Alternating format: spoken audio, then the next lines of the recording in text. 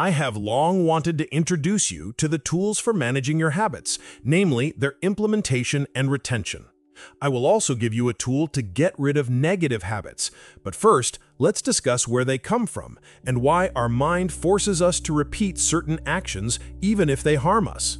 Let's take a look inside your mind, namely into the neural connections of the brain.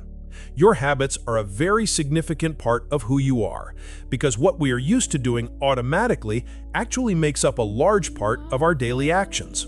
In fact, it is estimated that up to 70% of our waking behavior consists of habits. This is confirmed by numerous studies. All people are very different from each other. It's not even worth making sure of this fact. But if it is difficult for you to form one habit, this does not mean that it will also be difficult for you to develop other habits. Take, for example, any simple habit and the time it takes to form it. For some, it will be 21 days, and for others, it will be 18 days. Someone will need a month, and someone will need 6 months. So how much time do you really need? You will also wonder if it depends on the habit that I need to form, or maybe on the characteristics of the person who will undertake its formation. In 2010, a study was published by Philippa Lally, a scientist who specializes in psychology and behavioral change. This study has clearly shown that it can take from 18 to 245 days for different people to form the same habit. But this does not mean that you need to give up and forget about the changes for the better.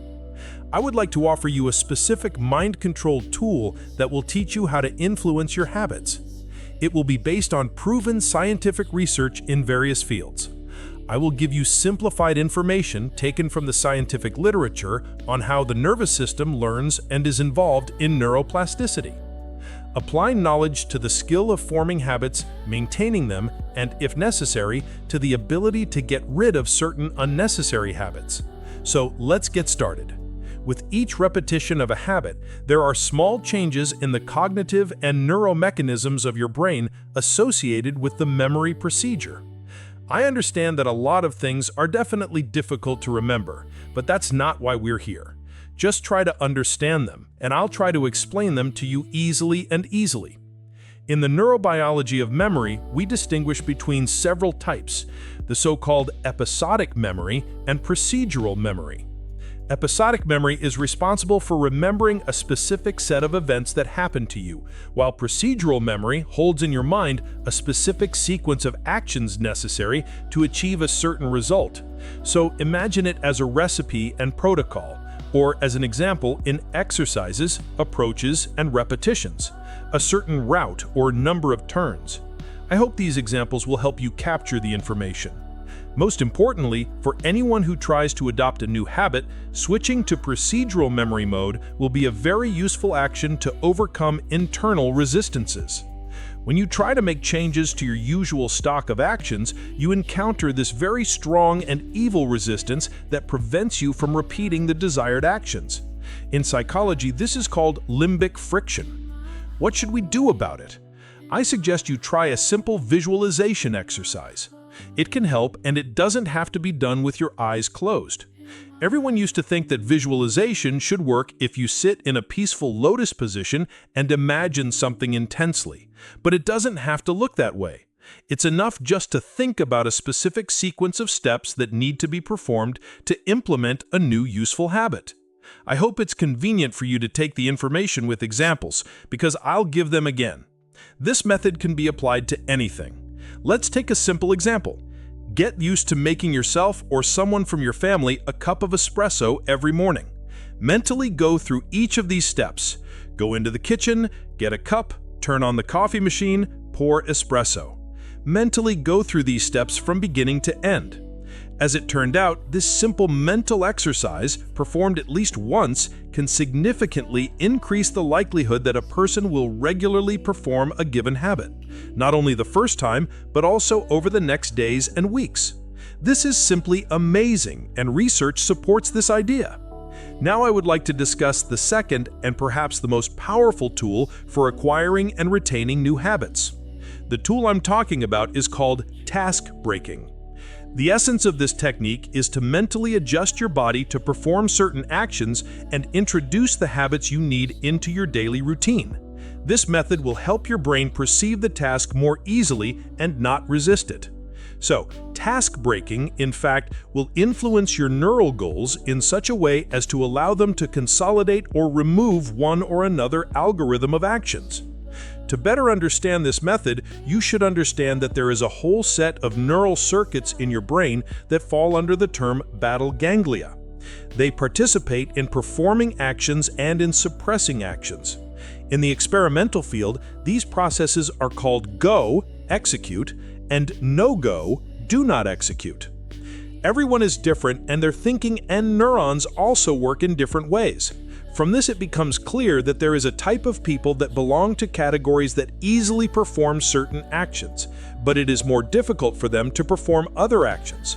These people are neurocircuits of go. And some people have a lot of TNG-type neutron connections, which indicates their behavioral limitations, and they have more difficulty starting actions than executing them. And some people have a perfect balance of both types. But I have never met such personalities. There are certain circuits in our brain that are responsible for framing events, that is, interrupting them, that occur just before we start a habit and immediately after we complete them. In other words, it is a kind of marker for the fulfillment of a habit, but not the very fulfillment of it. This is very important because task breaking determines whether a habit will depend on the context or not, whether it will be strong and likely to be fulfilled, even if we don't get enough sleep, even if something distracts us, even if we are not emotionally attuned to the task or completely overwhelmed by other events. If the neural circuits for task breaking are deeply embedded in us, that is, they are very stable in relation to a particular habit, then most likely we will do, for example, cardio regardless of circumstances, or we will brush our teeth no matter what. Well, at least I hope that's the case with this action. However, you are less likely to follow other habits that are considered necessary. But if you think about it, brushing your teeth, exercising, eating certain foods, and perhaps certain forms of social interaction, only you can evaluate which ones are necessary for you and which ones can be replaced or skipped. Task breaking creates a neural fingerprint, kind of like a fingerprint in your brain that tells you that this action should take place at a certain time of the day, so much so that it becomes reflexive. Although it is important to think about the sequence of actions necessary to fulfill your habits. The exercise on visualizing procedural memory, which we discussed earlier, can easily help you. There is also a way to set up your nervous system for the task-breaking process so that it is focused on fulfilling a specific habit. It can be compared to warming up the body before a workout, your mental workout. When you think about the process of completing a task, your body automatically adjusts to the request given to it.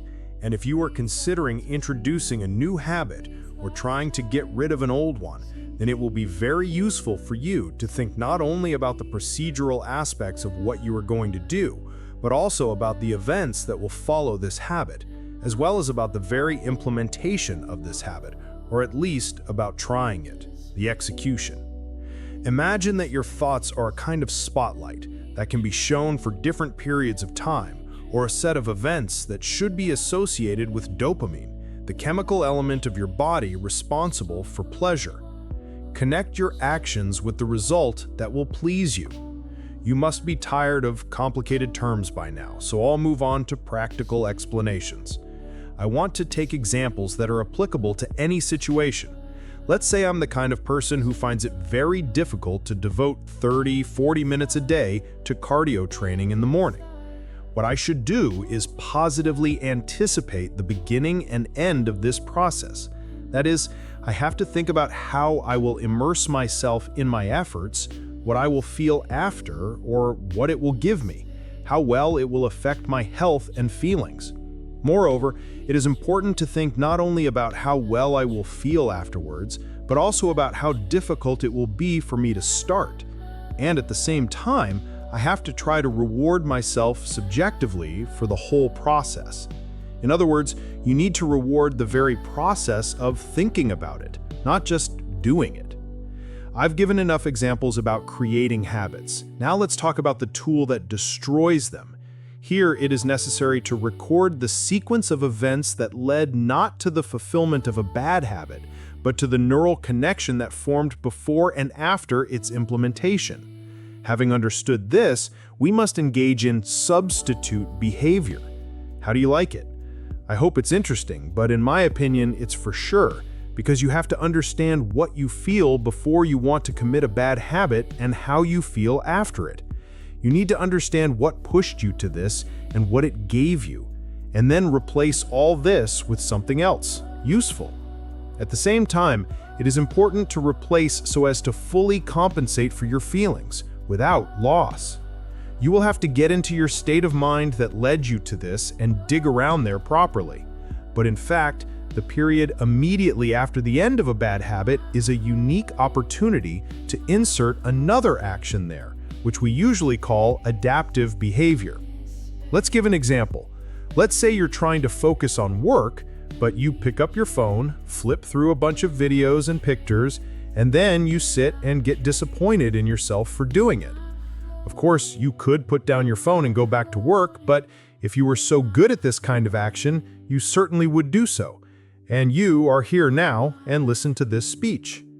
As it turns out, it is much more effective to engage in some other positive behavior than to completely get rid of this moment in your life routine. This has two main effects. The first effect is that you begin to associate the time of bad behavior with other positive behavior. By doing this, you begin to get used to and turn on other neural circuits that will subsequently destroy the activation of bad behavior. Simply put, you're creating a kind of double habit that starts with the bad one and ends with a good one. This will create a fairly effective time gap so that you begin to become more aware of the moment when you are moving towards performing an undesirable action which it is time for you to abandon. I'll explain it to you even more specifically. Let's say a habit is reflexively picking up a phone. You do it and immediately think, oh shit, I did it again. And that's what needs to be done now. You put your phone back down and instead engage in another positive activity that you find useful. For example, write a to-do list for the day or do a back workout. It doesn't matter, but it should be useful. Everything is very subjective here, so it's difficult, of course, to give an example that suits everyone. But let's say you need to drink a glass of water. Then you go and drink a glass of water instead of a bad habit. Maybe practice breathing exercises or learn 5 words of a new language. Over time, you will realize that you need more time for healthy habits, which will force you to eliminate the habits of pasts. You will literally find yourself in a situation of having to break out of an old habit exactly at the moment when you give up a step away from committing it. Yes, it will be difficult for you to move away from the evil habit that has already entered your routine, and it will take some time. I remind you that it's different for everyone, but it will help you change for the better, the way you choose. The second effect is that you start to improve your ability to recognize and break bad habits. By inserting a positive behavior right after a bad habit, you create a more noticeable contrast between your two behaviors. This contrast will help you become more aware of the moments when you are slipping into a bad habit, which will allow you to shift your habit and switch to positive action, giving you back control over your life. Thus, this approach will help you not only weaken the neural circuits associated with a bad habit, but also strengthen your ability to switch to a behavior that is more beneficial to you. If someone needs to write this down, then it's worth taking out a notebook or phone, because I repeat the task bracketing method step by step, and it consists of only 5 steps. First, identify a bad habit. Determine what exactly you want to change. Second, choose positive behavior. Find an action that will be useful and replace a bad habit. It should be something you can do right after completing a bad habit. The third, create a time gap. After completing a bad habit, immediately perform the chosen positive behavior. Fourth, repeat this process regularly and periodically to create a link between a bad habit and positive behavior. And the fifth, evaluate and adjust it. Pay attention to the results, and if necessary, adapt the approach for a better result. And if it turned out to be more difficult for you to remember this way, then just go back to the examples above and the task bracketing method will seem easier to you than it actually sounds. And what is most important and quite convenient about it is that this method does not require drastic changes. You just need to try to repeat useful actions regularly immediately after a bad habit. Conclusion: it's important to understand that habit management is not just a task, it's an opportunity to change your life for the better. Using metatask bracketing, you can create neural imprints in your brain that will help you develop and consolidate new positive habits, even if old habits put pressure on you. Don't forget that immediately after completing a bad habit, you have a unique chance to introduce a new positive habit. This creates a contrast and helps to consciously break old patterns of behavior. You can use this moment to switch to something useful, whether it's a glass of water, a breathing exercise, or learning a language. Over time, by creating such a double habit, you will not only weaken the influence of old habits, but also strengthen your ability to follow new positive behavior. By making efforts and consistently working on yourself, you will be able to change your life and reach new heights. It's important to remember that changes don't always happen all at once. If you don't manage to adopt new habits right away, or you encounter difficulties, don't despair. There may be many obstacles on the way to new habits, but that's okay. Every step forward, even if it is small, is progress. Don't let setbacks stop you. Keep persevering, adapt, and learn from your mistakes. Over time, your perseverance and efforts will surely lead to success. And remember that the path to the best is a process, not an instant result.